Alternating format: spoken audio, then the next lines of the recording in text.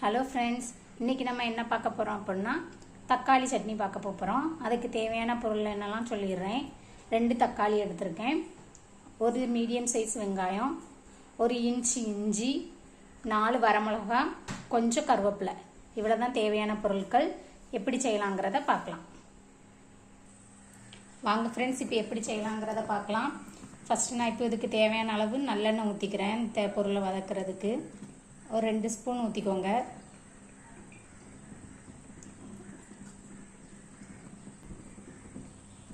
எண்ணெய் சூடாகிடுச்சு ஃப்ரெண்ட்ஸ். இப்போ நம்ம ஃபஸ்ட்டு 4 வத்தல் போட்டுக்கலாம். இந்த வரமிளகாய் எடுத்தோம்ல அதை போட்டுக்கிறேன். அதை போட்டு லைட்டாக வறுத்துக்கோங்க, கருகிடக்கூடாது. அப்புறம் எடுத்து வச்சிருக்க இஞ்சி மீடியம் ஃப்ளேமில் வச்சே வதக்கிக்கோங்க. கூடவே இப்போ வெங்காயத்தை போட்டுருங்க.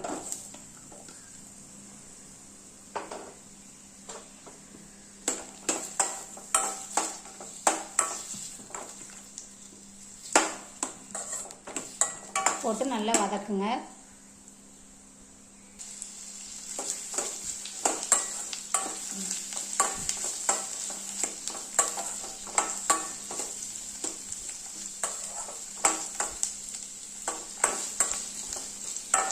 கொஞ்சம் நல்லா சுருண்டு வர்ற அளவுக்கு வதக்கிக்கோங்க.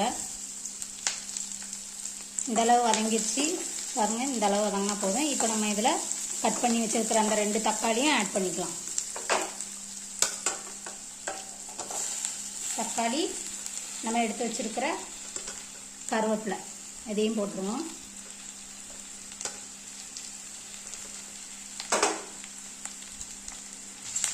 இப்போ இதுக்கு தேவையான அளவு கல்லுப்பு, நான் கல்லுப்பு யூஸ் பண்ணுறேன். நீங்கள் எந்த உப்புனாலும் போட்டுக்கலாம். அதுக்கு தேவையான அளவு போட்டு இதிலே சேர்த்து வதக்கிக்கலாம்.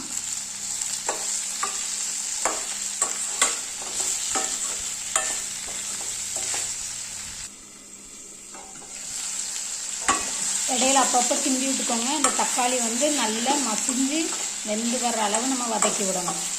அதனால் அடுப்பை சிம்மிலே வச்சு மூடி மூடி வச்சு வதக்கி விடுங்க.